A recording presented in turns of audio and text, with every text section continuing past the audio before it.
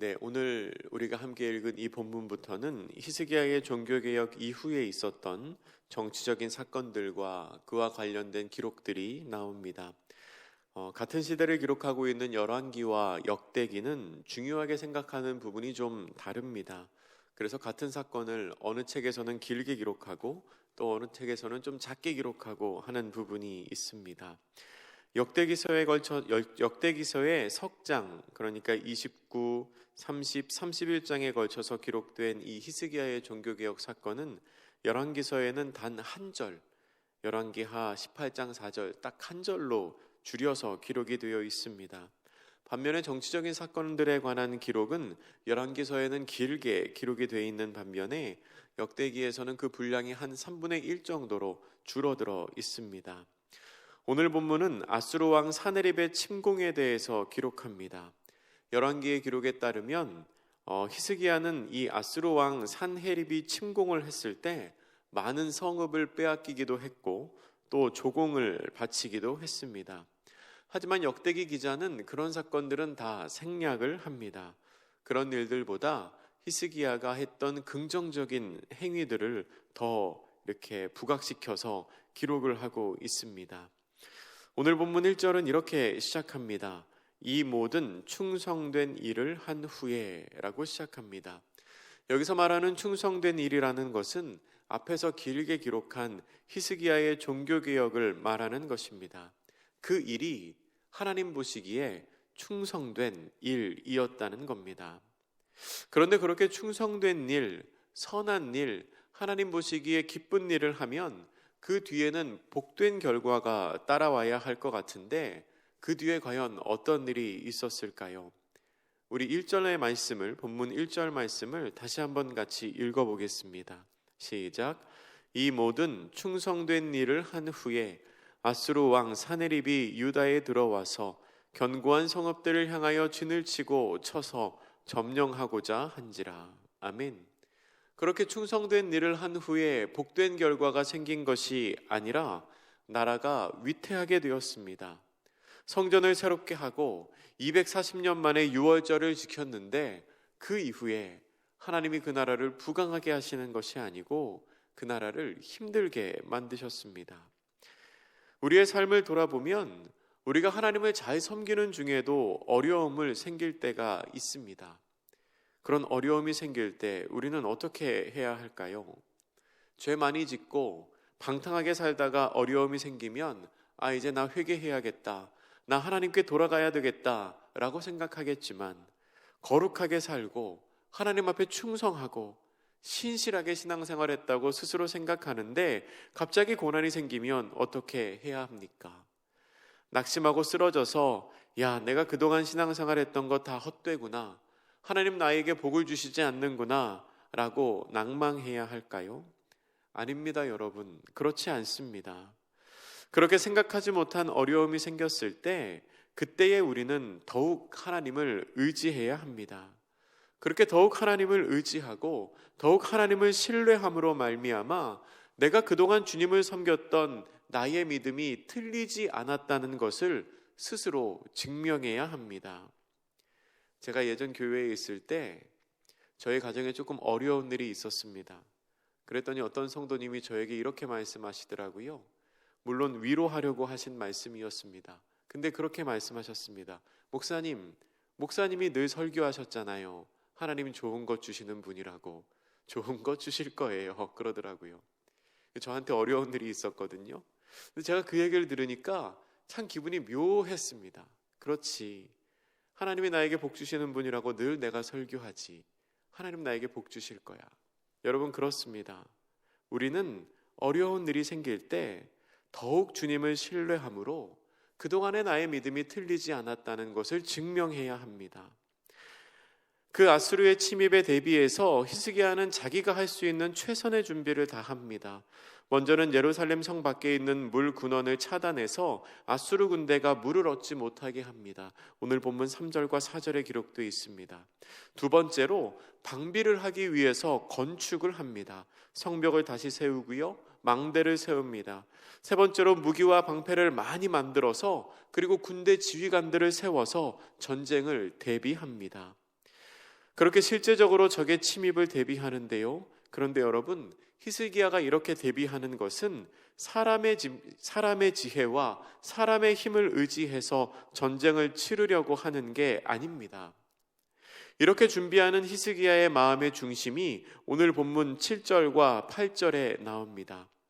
7절과 8절 말씀은 이스라엘 백성을 안심시키고 위로하기 위한 히스기야의 설교의 일부이기도 한데요. 히스기야가 왜 그렇게 최선을 다하여 방비를 하는가? 하나님을 향한 이런 마음이 있었기 때문입니다. 오늘 본문의 7절과 8절 우리 같이 읽겠습니다. 시작. 너희는 마음을 강하게 하며 담대히 하고 아수르 왕과 그를 따르는 온 무리로 말미암아 두려워하지 말며 놀라지 말라. 우리와 함께 하시는 이가 그와 함께 하는 자보다 크니 그와 함께 하는 자는 육신의 팔이요 우리와 함께 하시는 이는 우리 하나님 여호와시라.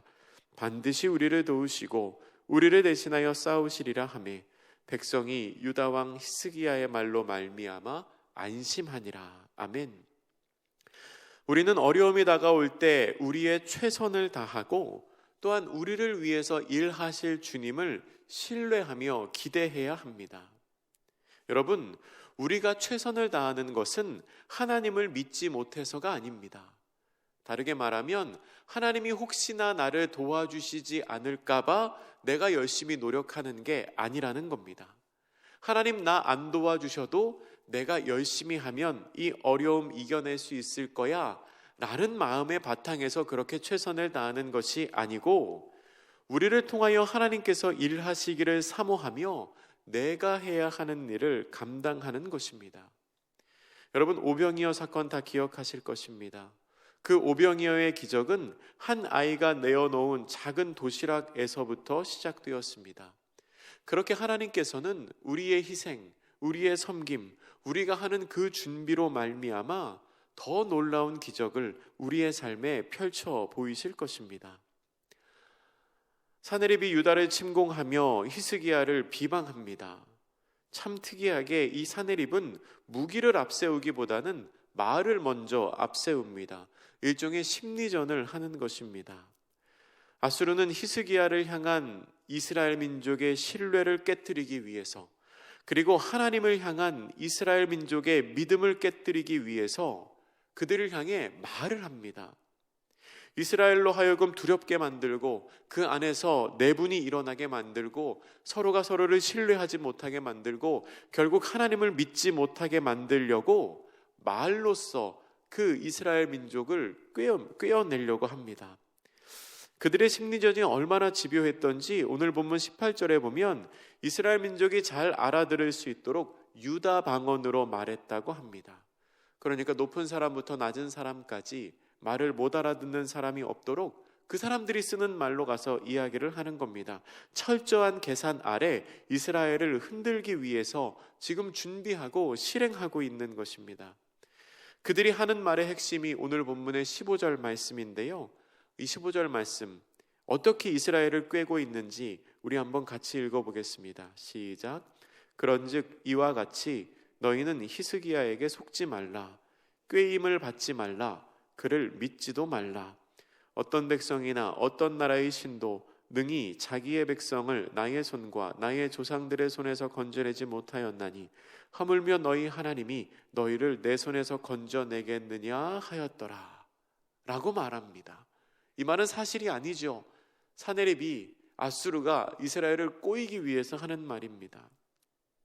사내립은 아마 이 말이 진짜라고 생각했을지 모르겠습니다. 왜냐하면 당시의 대제국이었던 아수르는 그만한 힘과 능력이 실제로 있었습니다. 그들이 정복하지 못하는 나라가 없었기 때문입니다. 그러나 사실 이 말은 거짓말이었습니다. 왜냐하면 하나님께서 그들의 손에서 이스라엘 민족을 건져내셨기 때문입니다.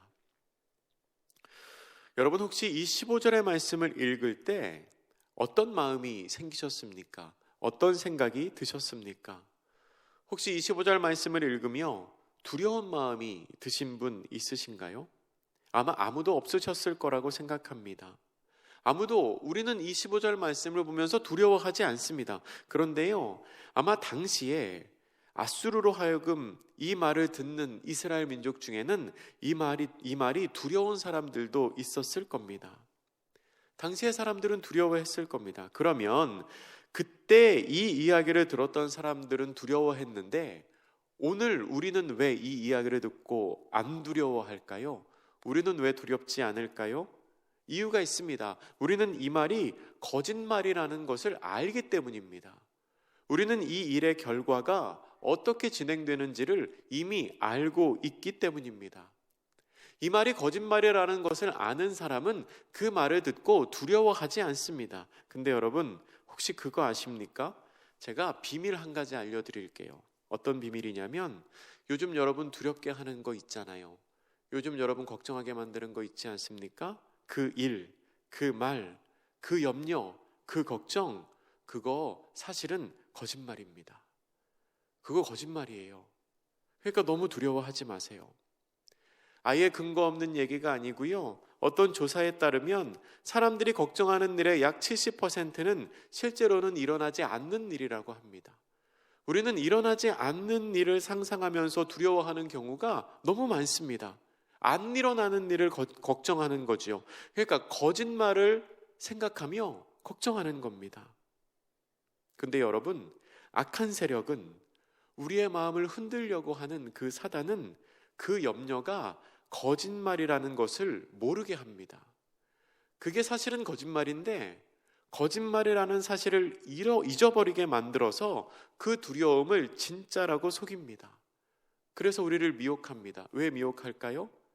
아수르가 이스라엘에게 했던 것과 똑같은 의도입니다. 서로를 불신하게 만들고 하나님을 향한 믿음을 잃어버리게 만들고 결국 하나님을 신뢰하지 못하게 만들기 위해서 계속 거짓말하는 겁니다. 그런데 여러분, 혹시 여러분의 마음에 두려움이 있으시다면 우리는 오늘 본문 7절의 말씀을 다시 보아야 합니다. 히스기야가 이스라엘 민족에게 이렇게 말하지 않습니까? 두려워하지 말며 놀라지 말라. 우리와 함께 하시는 이가 그와 함께 하는 자보다 크다 라고 말합니다. 두려움이 클 수 있습니다. 그런데 우리 하나님은 그 두려움보다 훨씬 더 크신 분이라는 겁니다. 여러분을 향한 그 두려움이 실제일 수 있습니다. 제가 이렇게 과장되게 표현해서 거짓말이라고 얘기했지만 실제 어려움 중에 있으신 분 분명히 있을 겁니다. 근데 중요한 사실은 그 어려움보다, 그 두려움보다 우리와 함께 하시는 그 하나님이 더 크시다는 겁니다. 그 하나님이 더 크신 분입니다. 악한 세력은 우리와 하나님 사이를 멀어지게 만들기 위해서 집요하게 심리전을 펼칩니다. 하나님보다 세상이 더 힘이 세다고 유혹합니다. 하나님보다 세상을 더 의지하라고 유혹합니다. 하나님은 그때나 유효했지 지금은 유효하지 않은 신이라고 우리를 유혹합니다. 그런데 여러분, 그건 거짓말입니다. 우리는 세상에서 우리를 유혹하는 말이 아니라 히스기야가 믿음으로 선포했던 그 말에 더 귀를 기울여야 합니다. 하나님이 그 두려움보다, 그 문제보다 훨씬 더 크신 분이십니다. 아수르의 그 비방하는 말을 들은 히스기야가 어떻게 행동을 했을까요? 여러분, 20절 말씀을 눈으로 한번 보시기 바랍니다. 히스기야는 선지자 이사야와 함께 하늘을 향하여 부르짖어 기도하기 시작합니다.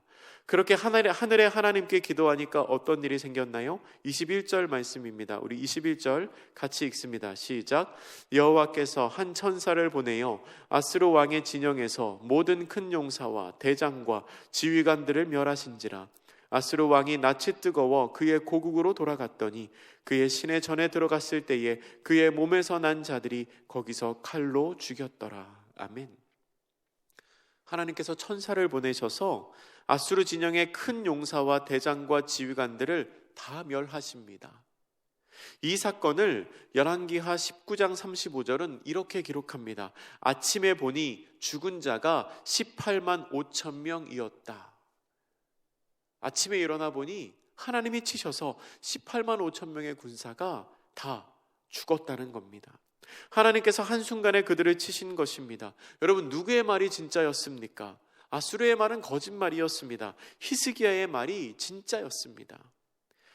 히스기야가 기도할 때 하나님이 일하십니다. 여러분, 우리는 기도할 수 있습니다.